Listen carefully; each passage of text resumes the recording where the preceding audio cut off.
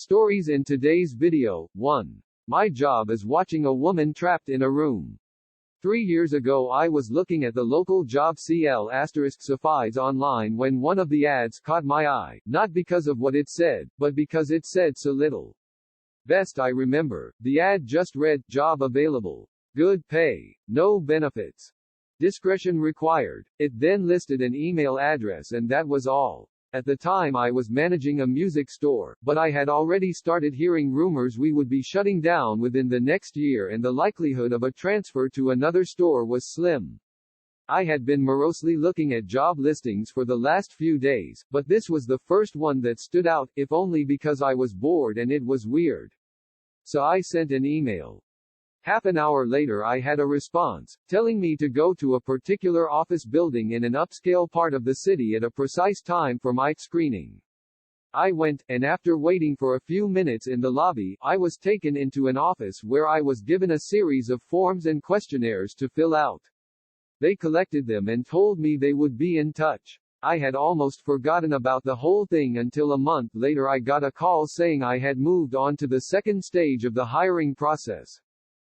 I was again given an address and time, and when I arrived, this time it was a different nice office park 20 miles away from the first one. I was met by a man who introduced himself as Mr. Solomon. He escorted me into a large room that contained a chair and a desk. On the desk were 2 large monitors, a keyboard and mouse, and a bolted-down metal box with 2 oversized buttons on it, one red and one green. He told me this room was a model for the place I would be working if I took the job. He described the job as follows. I would be working 7 shifts of 6 hours every week. My job would be simple. I would arrive at work 10 minutes early and enter an outer area that was like a locker room. I would have my own personal locker. I would store all belongings in the locker and change into the provided work clothes. I was never, under any circumstances, to carry any item of my own into the surveillance room. I was never, under any circumstances, to take any item with me from the surveillance room.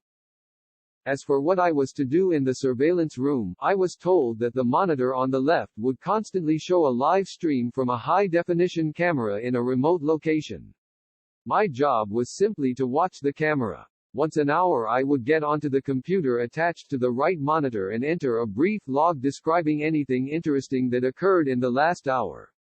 I would have no pens or pencils or paper, and I should never try to take any kind of written notes about the work.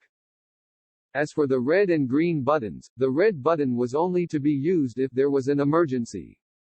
This meant something on the video or in my workspace that required outside help. The green button was to be hit if I saw something on the video feed that was particularly noteworthy. It would tell other people somewhere that, at least in my opinion, something interesting was going on.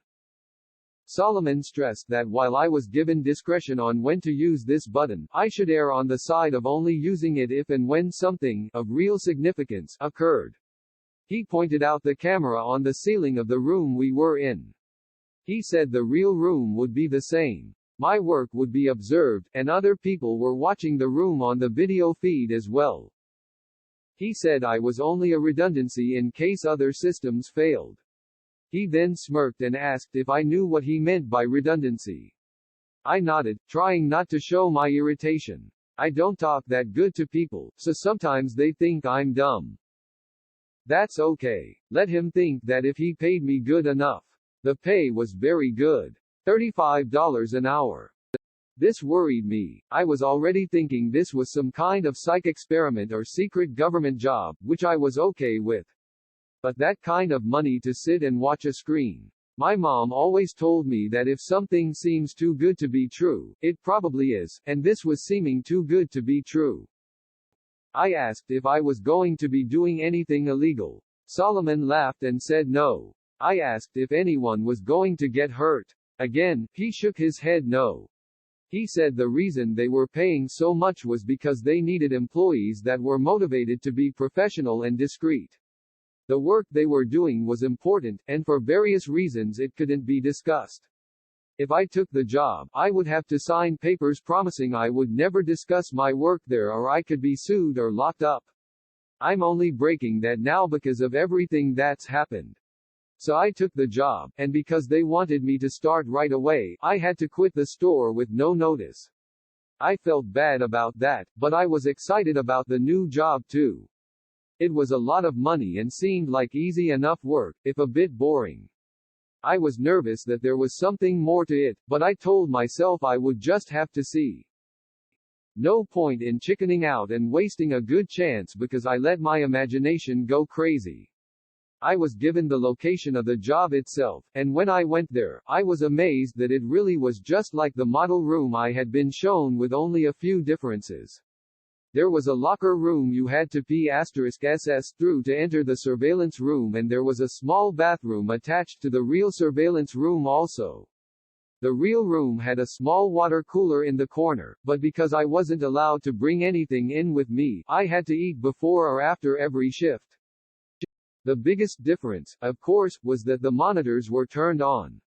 The right monitor was just a black and white terminal like you see in movies sometimes. I could type in my logs, but no internet to look at or anything like that. The left monitor, it was video from a room.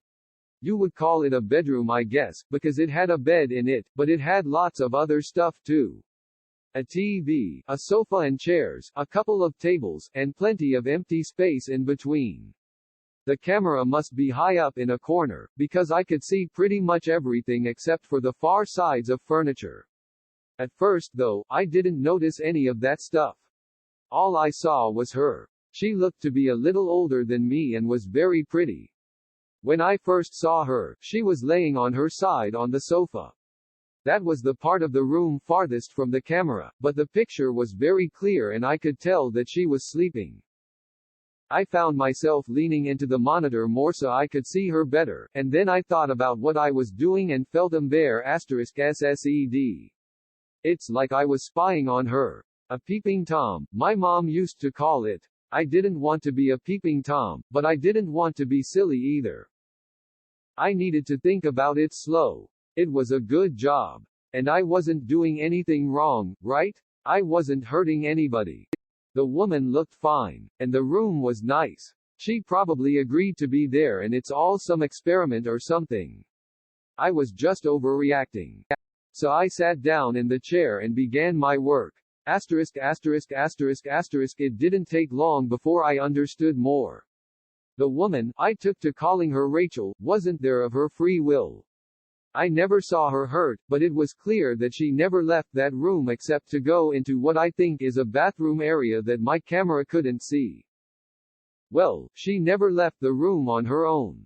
Periodically, usually a couple of times a week during my shifts, men and women in strange-looking outfits would come in and take her from the room. Sometimes she would struggle, but usually she would just go along with her head hung low. They would always bring her back, though the times when she wasn't brought back during my shift were always the worst for me. I would worry about her until I got to work the next day and saw her in the room watching TV or painting.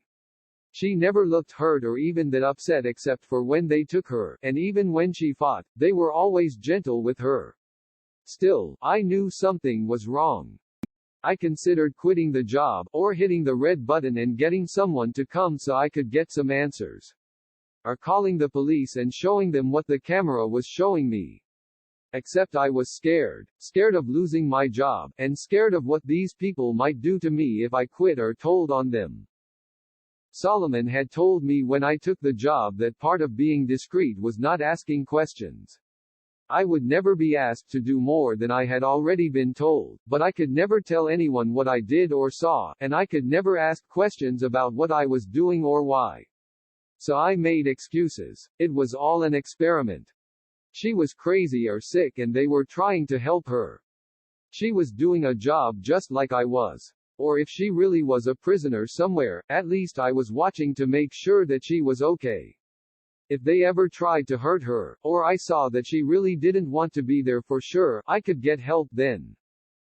In a way, I told myself, I was helping to protect her by watching. I don't expect you to think much of my excuses. I don't think much of them myself, especially now. But in my defense, when things changed, I didn't ignore it or try to explain it away. I knew something had to be done. Rachel would usually paint for an hour or two every day, and it seemed to always be during my afternoon shifts. The room had no windows as far as I could tell, but I guess she either used a clock or her own body's time to keep to a kind of schedule. I always liked to watch her paint. The thing she was painting was always facing the wrong way for me to see it, but I could see her face as she worked. She always looked peaceful and happy when she was painting, and seeing her that way, smiling serenely from time to time as she got something the way she wanted it, always made my day. I first noticed something was wrong when she started painting more frequently a few weeks ago. Her expression was more focused and serious, and there was a tension to her movements that I wasn't used to seeing. At first I thought she was just really trying to work hard on something, and I wanted to tell her not to worry. Every few weeks the others would come in and take the old paintings out anyway, bringing in a new stack of, I think the word is canvas. But it was more than her being focused. Something was wrong. She didn't look happy and she was going for hours at a time. In the span of 3 days, she had finished 4 paintings.